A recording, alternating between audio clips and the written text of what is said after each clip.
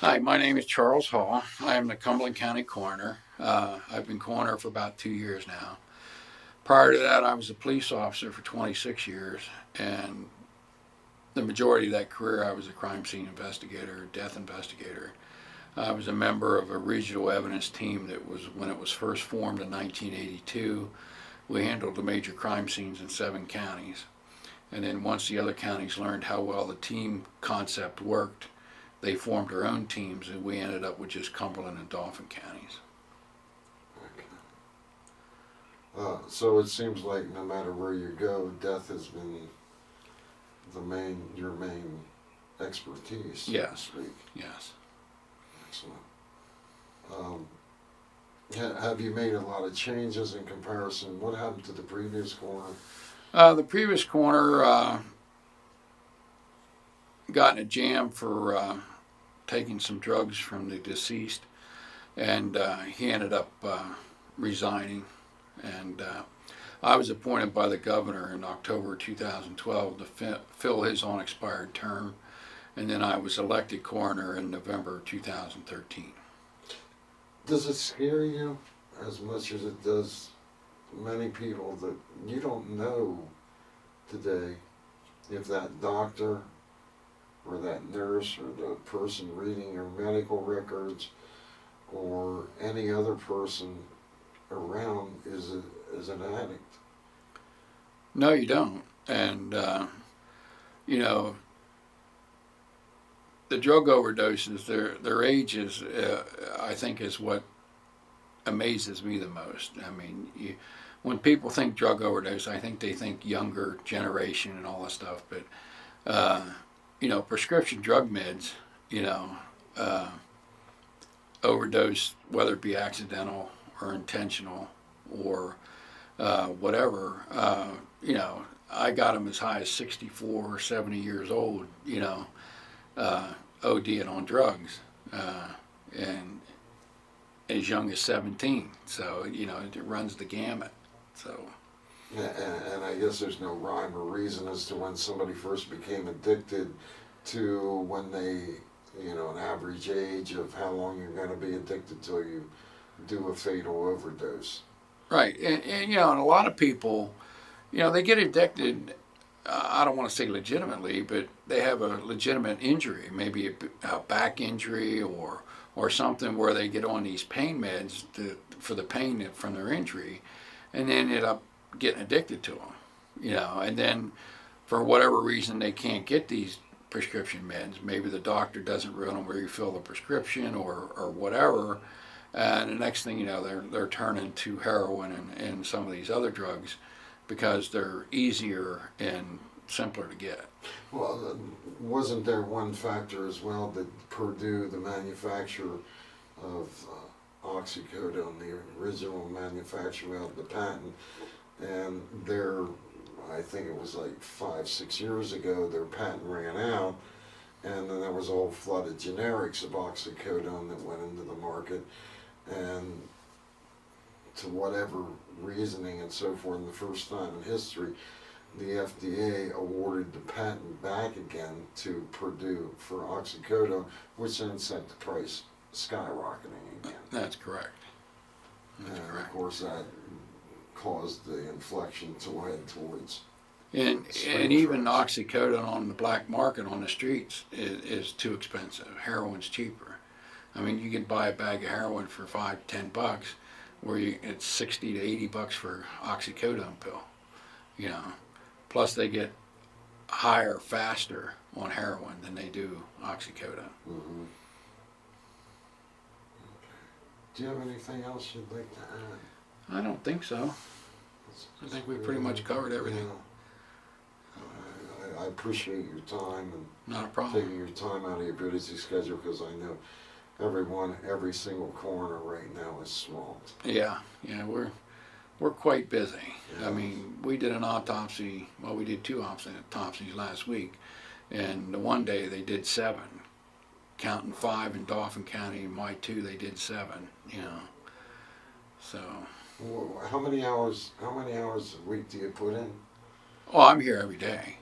I'm here from 8 to 4:30 every day, and then I'm out all hours of the evening, all hours of the weekend if I need be, you know. So a 60 to 80 hour week is not uncommon. No. You know, you don't do this job for the money.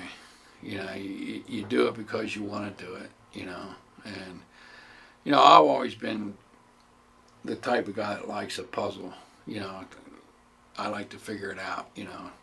And that's why I got into crime scenes. That's why I got into fingerprints, physical evidence, all that kind of stuff, you know.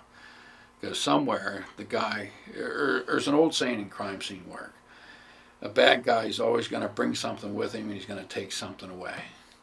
You know, that may be a hair, a fiber, you know, semen, whatever. But he's also going to take something from that crime scene with him, you know, and that could be hair, fiber, whatever. But, you know, I don't control how many autopsies I do. The circumstances of the death control the autopsies, Right. you know. And, you know, well, the other coroners never did that many autopsies. Well, I'm not any other coroner. You know, I'm a trained investigator, and I'm going to, you know, do the best I can to come up with all the answers, you know. And, yeah, you could write them off as heart attacks, but what happens if they aren't a heart attack? Continues, you know. It brings, you know, the rivers used to be the boundary was the river. Yeah, everything was on the other side, whatever it takes, and not so much that's what you got to do. Nowhere to run. You know, I mean, those bad guys cross the river all the Do you know of time. any other coroners that are doing? And whether it be drug any dealers or burglars or thieves toxicology or whatever. reports? Because York apparently Yeah. was the only one. Well, yeah, that's why it surprised me so much, you know. And I'm glad she stepped up to the plate and she started doing that, you know. She's been very proactive. Yeah. You know, and she calls me quite often, you know, how am I doing things, what am I doing, you know. And she come up here with her chief deputy and took a tour of my office, and I explained to her the changes I made. When I first came in, our case management system software was 30-some years old. It was an old DOS program. And I said, well, that's the first thing we got to change, you know. And every coroner's office gets what's called Act 122 money. And that money comes from the death certificates issued in your county. We get a fee for every death certificate issued, okay? Now, if a funeral home gives out 10 copies, we get a fee for each one of them, okay? And we average about $21,000 a year we get in our Act 122 money. And we can use that to benefit our offices, equip our offices, anything to do with forensic investigations, we can use that for, okay? And that's what I've used to build this office up since I've been here, and it hasn't cost taxpayers anything. You know, I implemented a barcoding evidence tracking software that all the pills are accounted because the previous coroner got in a jam because he was stealing drugs from the dead. That's why I ended up here. You know, and everything's barcoded. Every pill is accounted for coming in and going out, you know, the whole 9 yards here. Right. And chain of custody is very important to me. And I implemented this new case management software. It's all internet based, so we can access it right from our trucks with the laptops. And yeah, I put printers in the trucks now, so if we get to a death scene, it's a natural death. We know it's a natural death. Funeral homes coming to make the removal, we can print the funeral home's death certificate out right for them, right on the scene, and give it to them. Oh, really? Yeah. So, and Pam's going to that too, because she called me to find out what kind of printers I got, what kind of computers I got. So. How does your population compare in Cumberland County to, let's say, Dauphin? Well, Dauphin and York are a little bit bigger than us in population. We're all Class 3 counties. Right. But we're about 260,000 people in Cumberland County, somewhere in that area. And, you know, we just got classified a Class 3 county here a couple of years ago. And, but we're the fastest growing in the state of Pennsylvania. Fastest growing county, yeah. Okay. That's a proven fact. And, you know, my numbers have, and I got charts. I gave the commissioners a 6-month report back in July, And the numbers are, I showed them from 2011 all the way up. I think there's only 12 or 13 of them in the state. On the Harrisburg, is that Yeah, there's one? people moving out of Harrisburg, Yeah. and you know, it's just a wide open county here, a lot of room for growth, and it's growing, and it's going to continue to grow. And we got more traffic on 81, the Turnpike, 581. My traffic fatalities are way up this year compared to last year.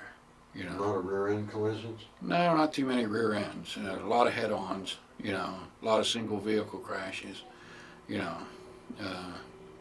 When you have those types of fatalities, do you also do toxicology Oh reports? yeah, there's toxicology on it. We have to do tox on every fatal crash driver because the state kit requires that. Okay. You know, we don't always autopsy the accident victims. I mean, if they obviously died of multiple blunt force trauma and he's the driver, you know, we don't usually autopsy him, but we do tox on every case, just to see if he's under the influence of drugs or alcohol. Right. You know, now if it's a two-vehicle accident and there's a question of who's at fault and it results in the death of somebody, they're autopsy because of the possible criminal charges. How do you determine, for example, if somebody's in a car accident and yet they're high on a drug or whatever it might be, intoxicated, deluded, that isn't the cause of death initially? No, but No. that may be the cause of the accident. Okay. You know. And that, does that somehow profile in any of the statistics? For drugs? Yes. Yeah, sometimes. I mean, we had a double fatal back on 81 a few months back where a guy crossed over the medial and hit a tractor and trailer head on, knocked the tractor clear off the chassis, killed the tractor trailer driver and killed himself. And he was loaded with methadone, and he was also intoxicated, and the tractor trailer driver was high on marijuana. So, you know. What would you attribute your own personal feeling, because you're out there, you're seeing this going on all the time, more so than anyone else. What do you think the epidemic rise in drugs is all about? What do you think is it about? Well, I think economy plays a part of that, you know, because people get hurting for money and then they get depressed, and then, you know, next thing you know, they're turning to drugs.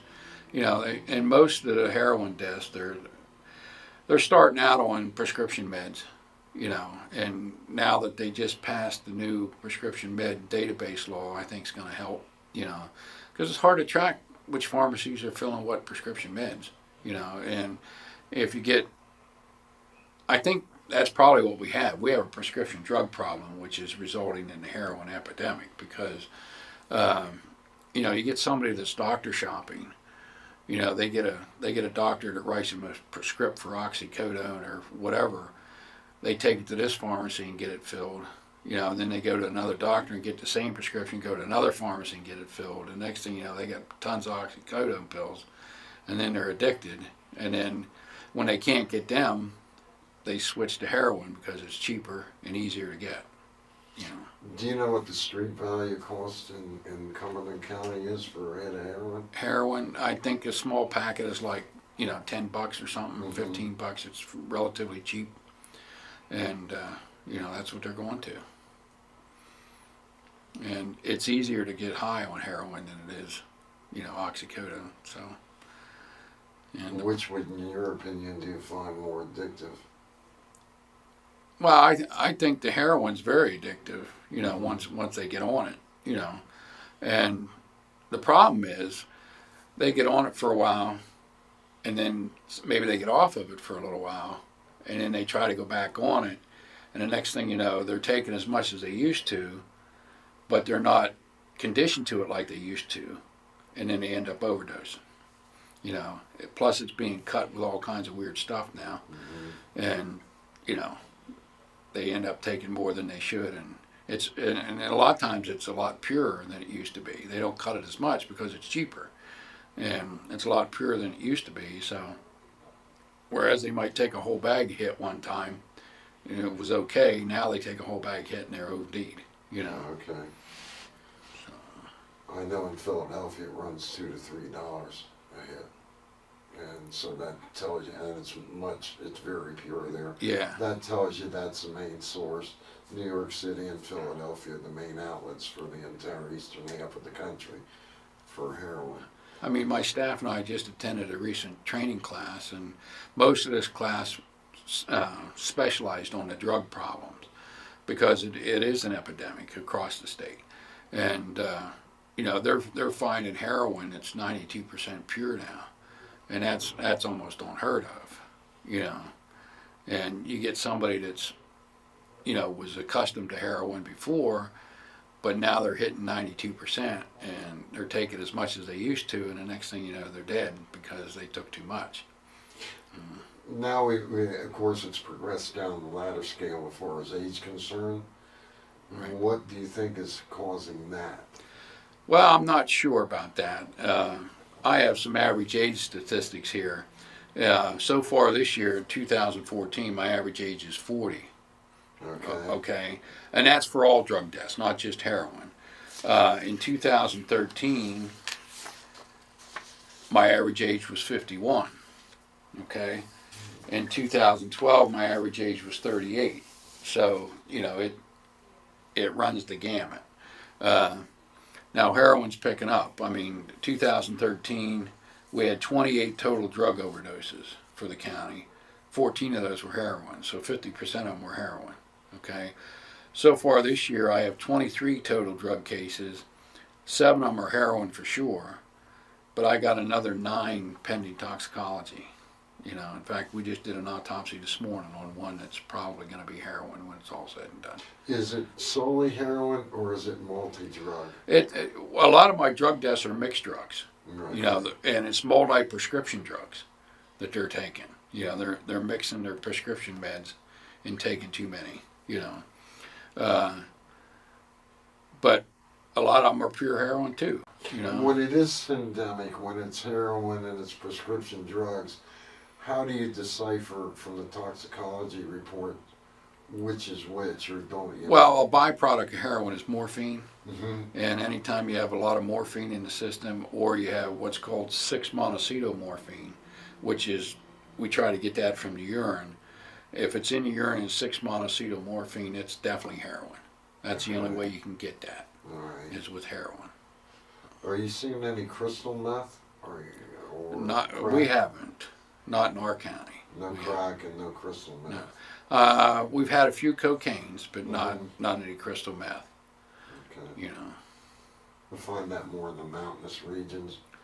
Or It's sort of hard to tell. I mean, there's really no geography to how the drugs run.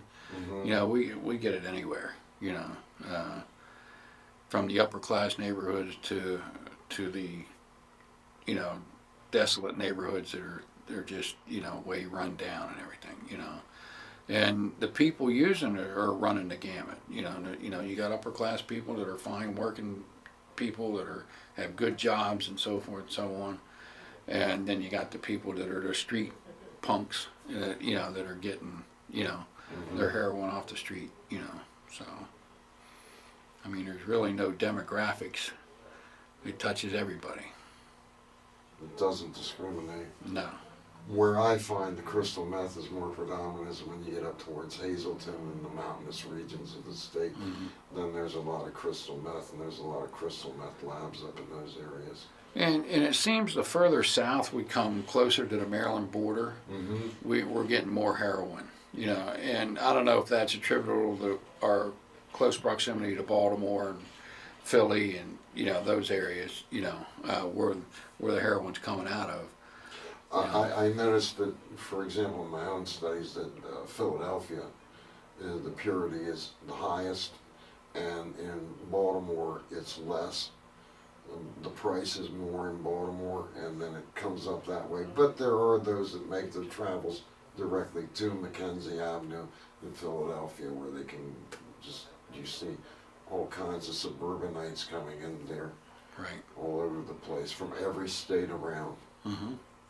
In Philadelphia, which I don't see in Baltimore. But Baltimore just happens to be the easiest route up, rather than, and closer. It's naturally closer than Philadelphia is. Now, Cumberland County sort of formed a task force to try to stem this. Is it a heroin task force? Well, it's a drug task force. Okay. Of all drugs. It's made up of, the district attorney's office, the probation department, the drug and rehabilitation department, my department, trying to get a handle on it to see what we can do to get some education into the schools, that kind of thing, trying to curb, to cut it off. Have any of those, there's been a drug war going on for decades. Has anything worked to actually reduce it? I don't know. I mean, our county's pretty good on that kind of stuff, the enforcement, and our county's been enforcing the heroin delivery resulting in death, or any drug delivery resulting in death. We've been very aggressive on that, and we've had some successful prosecutions on that. We've had successful plea bargains and guilty pleas in that type of area. And I think we'll continue to be aggressive with that. And we always been aggressive in trying to track down the drug dealers, make the arrests, make the prosecutions. And but it's like most anything else; it's ever ending. It'll be a constant battle. Is it price and purity and availability? Of course, that's an increase, but still doesn't explain the ultimate question as to why. Right. Why people get started on the drugs? I don't know as if we'll ever figure that out. Mm-hmm. We might get an idea, but it's sort of hard to tell why people turn to drugs. It's almost like suicides. Why do people turn to suicide? My suicides are up this year quite a bit, and a lot of that has to do with the economy and, people's lifestyle being changed and, the whole 9 yards, and they just don't know how to deal with it, Is it possible that some of the ODs that you're seeing are actually intentional suicides as well? Oh, some of them are, yes. Yeah. Some of them are a lot hard to figure out. If, say, a subject's level in toxicology is extremely high, if it's very extremely high, then, and you go into his background, he's been depressed, he's been, threatening suicide or whatever, then you can pretty much say, he took those intentionally. Other ones, if you don't have any case history to work on, he hasn't been depressed, everything's been going well in his life, and he you got to almost say it's accidental, because you can't prove one way or the other, Are there free treatment programs available for those that want to get clean? Yeah, there are treatment programs available. Our county has several, and there's several private places around. Now affordability might be something with the private ones that people can't afford or something. But somebody that doesn't have any money, funds, or something, there are rehabs available for them. Yes. Okay. That's all funded by the state or the county, or? Well, I think there's funding comes from both. I know our county gives some money for drug rehab, especially in the prison system. I mean, we get people coming into the prison system that are addicted to drugs and stuff, and they're going to be in the prison system for a little while. We have rehab,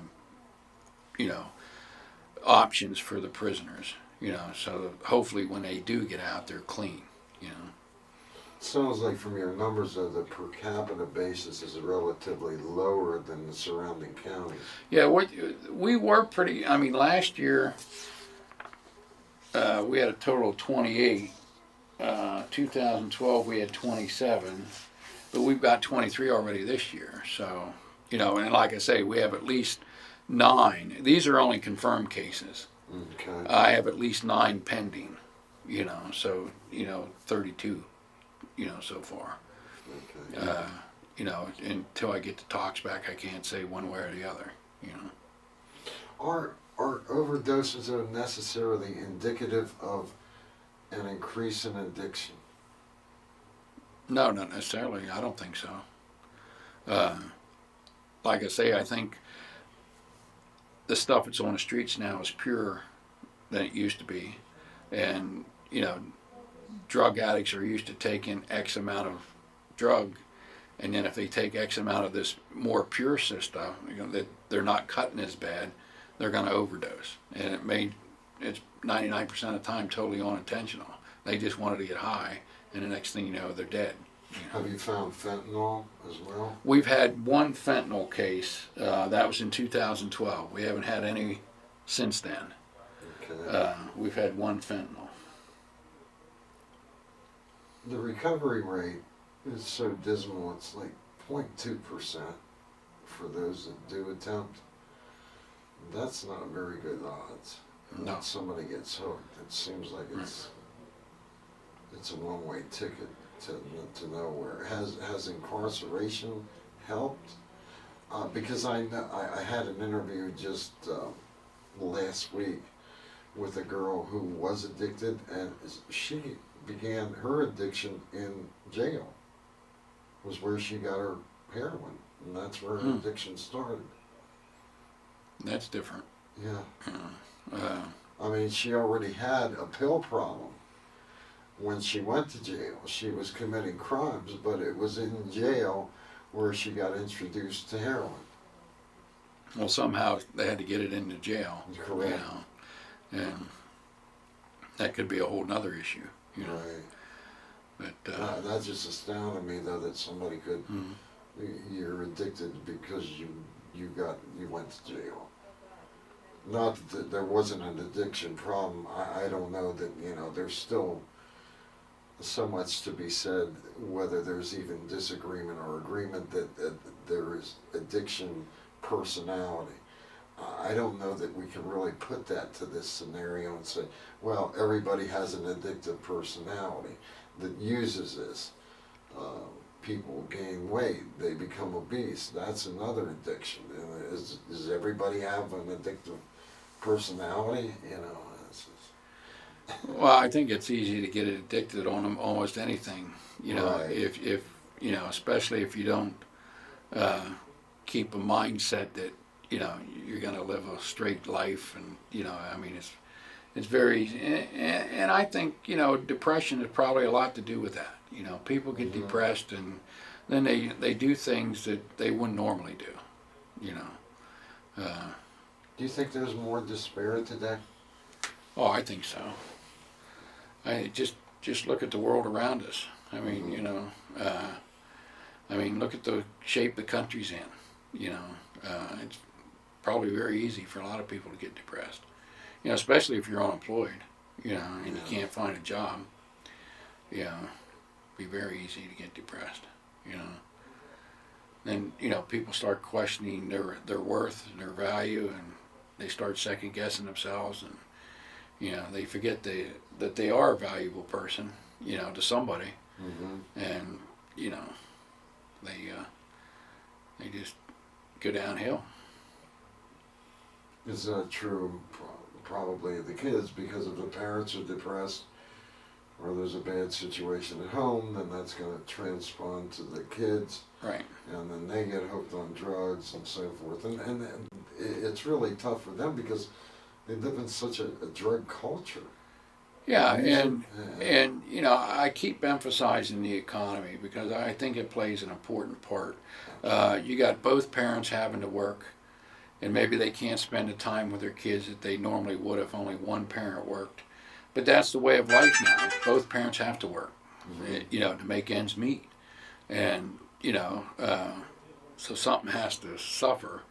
And I think the kids, you know, getting away from spending all the family time that maybe they should be spending, you know, they end up having to fend for themselves, maybe playing video games or whatever, and they don't get the values that the older generation used to get, you know, before it got that way. No, I'm sure you've been out in different restaurants and public places too, and you see families together, and they're all sitting there texting. Oh, yeah. And nobody's talking to each other. Right, right. You know, I mean, in today's world of technology and all that stuff, you know, it's easy to be lazy. You know, it really is. And, you know, when I was brought up, you know, everything I got, I had to work for. You know, my dad and mom didn't give me anything. Right. You know, if you want it, this is what you got to do. And I think too many families get away from that now. And I think you're seeing it in our schools. You're seeing kids' disrespect for police authority or anything like that. You know, it all comes down to that, you know. And it all comes down, again, to the economy, because the parents are too busy working, trying to make the money they need to live on, to give the kids what they want, you know, and they don't have time to spend with them. So, would you say that it's mostly due to bad parenting or lack of parenting? I don't think it's necessarily bad parenting. I think it's just lack of time to parent. Okay. I think that'd be better put, you know. You know, our suicides are up, you know, considerably this year, and that runs the gamut at age. You know, we had a 17-year-old all the way up to 60, 70, 80-year-olds, you know, and, you know, it's primarily gunshots or hangings. That's our two main causes. You know, we've had a few drug overdoses, intentional drug overdoses, but, you know, that's just, you know, and, you know, fortunately for us in Cumberland County, we have a pastor who's taken on this by the horns, and he has two groups. He calls it the Alpha Omega group. The Alpha group deals with people before suicide occurs, you know, that are contemplating suicide and kind of stuff.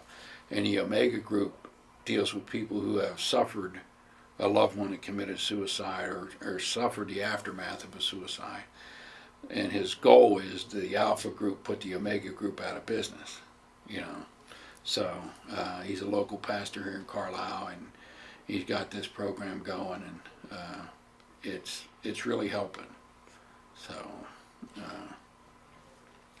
Do you think it's possible that a parent, any parent, can have a teenager at home and not be aware that they're an addict? Oh, absolutely. It happens every day. You know, they have no clue. And that's primarily because the parents don't know what to look for. You know, they don't know what signs their kid might be, you know, emitting here that they didn't pick up on. You know, that it's a sign that he's has a drug issue. You know, and I'm sure, you know, a lot of it starts out with, you know, the kids are taking the parents' medication without knowing it, you know, and the whole 9 yards, and they get addicted, and the next thing you know, they're on to bigger and better things. You know. So we've got suicides increase, we've got drug again, we don't know how bad the drug addiction problem is, because on top of that goes the hospitalizations. And the state of Pennsylvania hasn't cooperated with SAMHSA since 2009, which is the federal government statistics on all drug usage, as well as hospitalizations, et cetera, et cetera.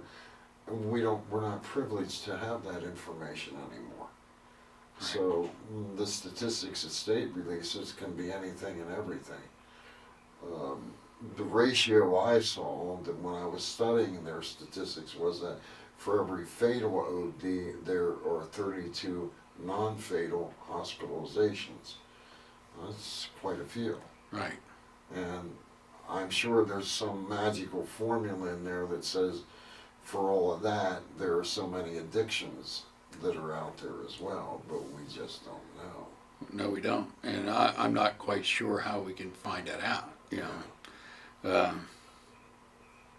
You know, numbers, you know, I'm pretty much a numbers guy. You know, I like to see my numbers and see where we're at and what's going on, because that basically tells you where your office is, you know, as far as the coroner's office goes.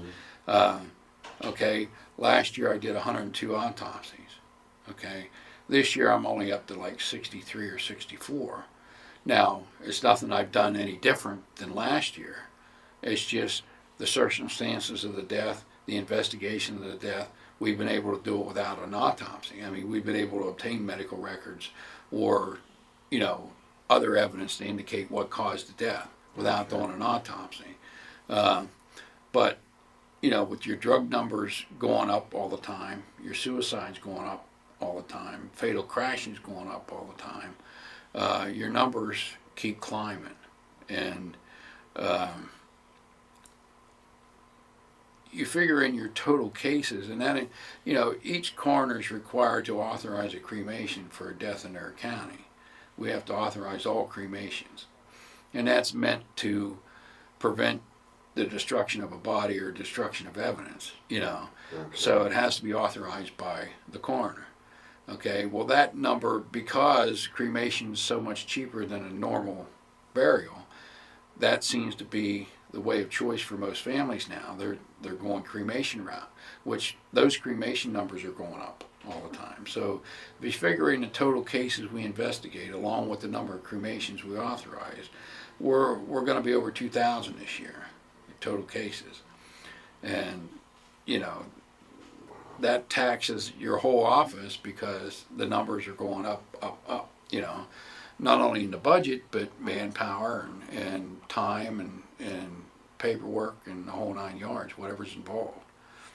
And, we're required by law to do certain things, and we have to make sure those certain things are done on certain cases. And, it is very taxing, not only for my office, but for the taxpayer. Are you seeing more homeless people out there as well? We don't have too much trouble with homeless in Cumberland County. I mean, I'm sure there's homeless people in Cumberland County, but we don't get too many of them. Okay. So you're more of a less densely populated. You don't really have a densely populated area. And Cumberland County's spread out Cumberland County is a very large county. Right. And, we're spread out pretty good. Our caseload runs all the way to the other side of Shippensburg. I mean, so I mean, I didn't know that. And it's not unusual for us to get a case, say in New Cumberland on this end of the county, and then turn around 10 minutes later and get a case on the other side of Shippensburg. We have to run all the way to Shippensburg. So we have a very large county to cover, and a lot of people don't realize how big Cumberland County is. But it's sizable. How much staff do you have in your office? I have 5 deputies besides myself. Okay. I have an administrative deputy, that's the girl at the front desk, and I have four deputies that rotate being on call. And every murder scene and so forth, you're also required to be there as yes, well? Yes. I don't personally respond to every case, but I'm probably at 90% of them. If it's a routine natural death of an elderly person in somebody's home, I let my deputies handle that. But anything suicide, drug overdose, traffic fatality, suspicious death, I'm there. And that's the bulk, I'm sure, of what right. you're seeing. Yes. If you compare the level of suicides and drugs and suspicious activities to all other deaths, how does that rank? Well, our biggest caseload is natural deaths, and most of that is cardiacs. Okay, but we have our jurisdiction. We have 2 types of cases. We have jurisdictional cases and non-jurisdictional cases. A jurisdictional case is one where we actually respond to.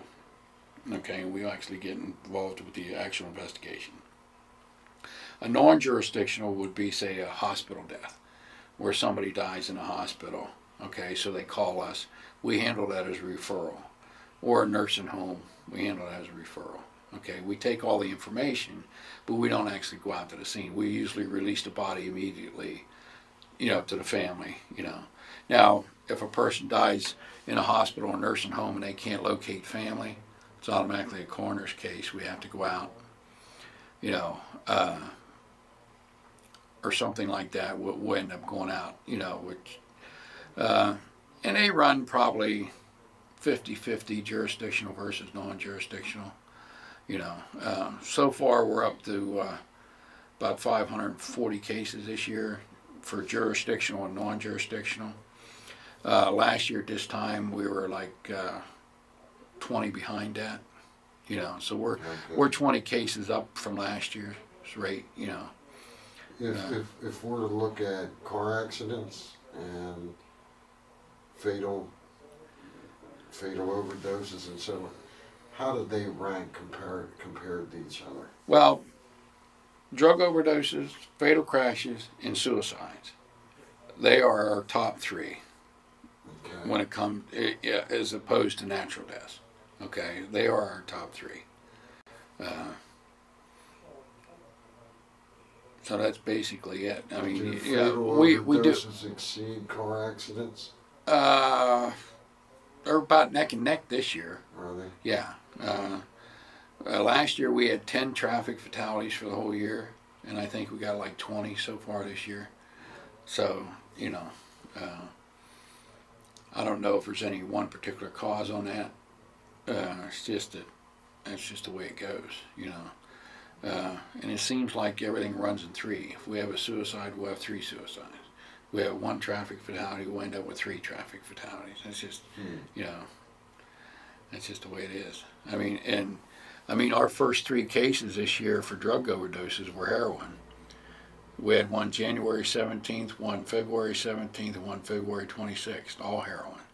Then the next 4 drug cases were mixed drugs. And then we had another heroin, then a mixed drug, then a heroin, then a whole bunch of mixed drugs. So. No rhyme or reason. No.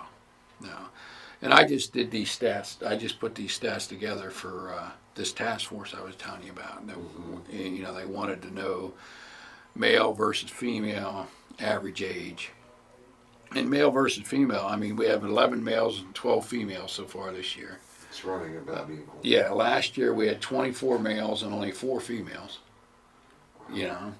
And the year before that we had 16 males and 11 females.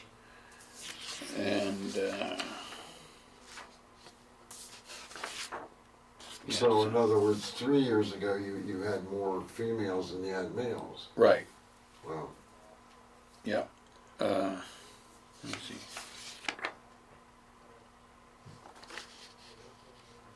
No, actually, this year we have 12 females and 11 males. So the females are edging the males this year. But last year we had 24 males and 4 females. So, and the year before that we had 16 males and 11 females. So it really doesn't discriminate. And of course there's no way of getting information about hospitalizations or clinic visits and so forth on non-fatal. No. Yeah, if someone has hepatitis as a result of, needle sharing and so forth, of course hepatitis is going to be the cause of death, but... Well, not necessarily. We just had one this morning. The autopsy we did this morning, she has hepatitis C, but that didn't kill her. Okay.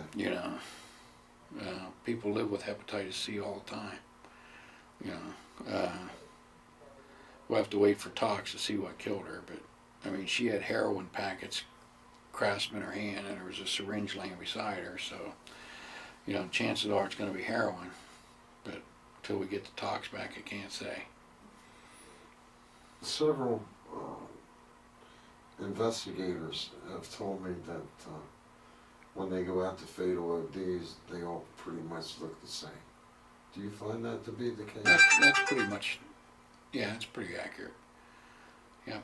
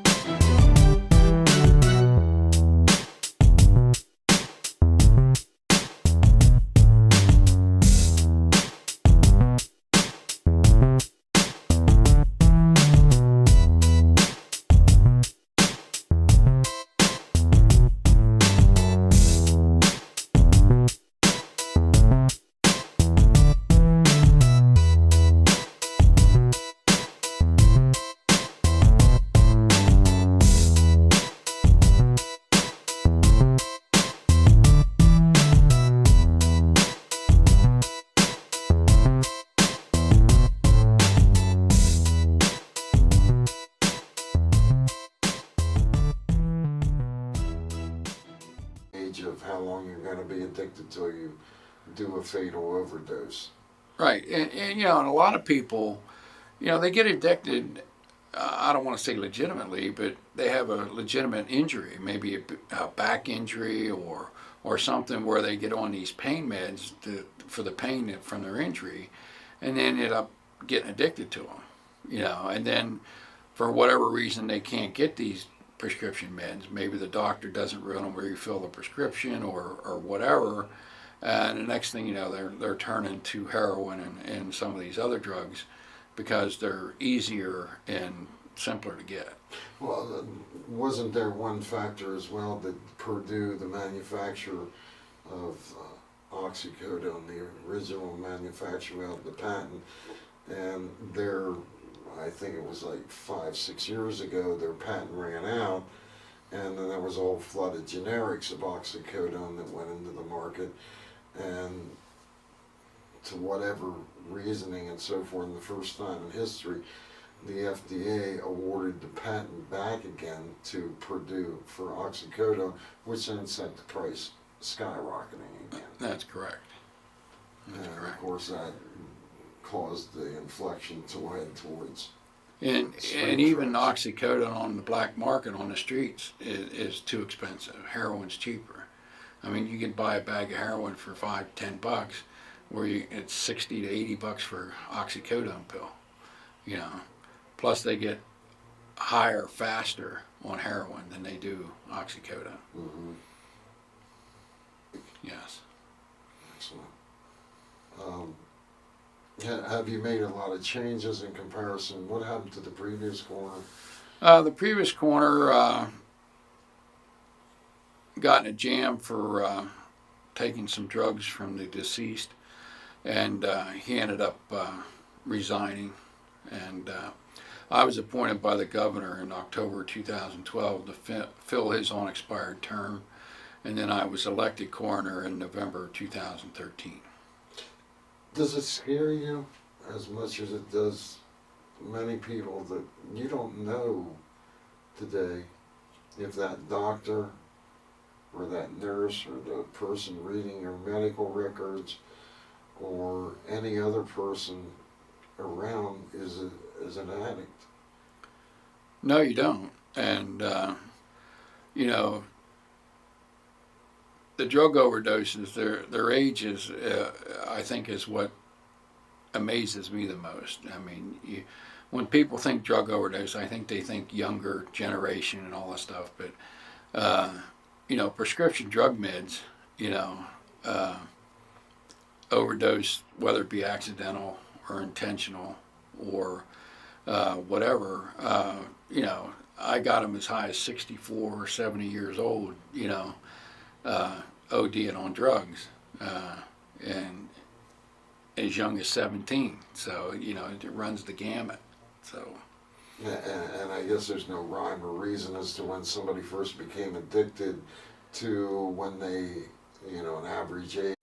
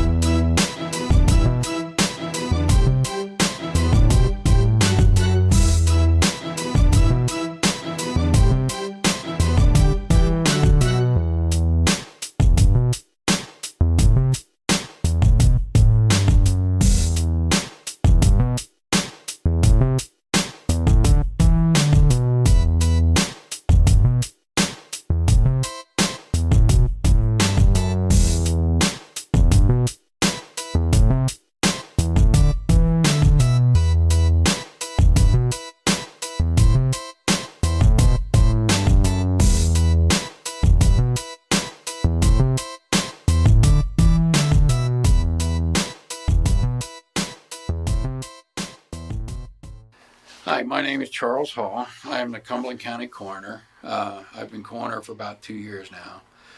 Prior to that, I was a police officer for 26 years, and the majority of that career I was a crime scene investigator, death investigator. I was a member of a regional evidence team that was, when it was first formed in 1982, we handled the major crime scenes in 7 counties. And then once the other counties learned how well the team concept worked, they formed their own teams, and we ended up with just Cumberland and Dauphin counties.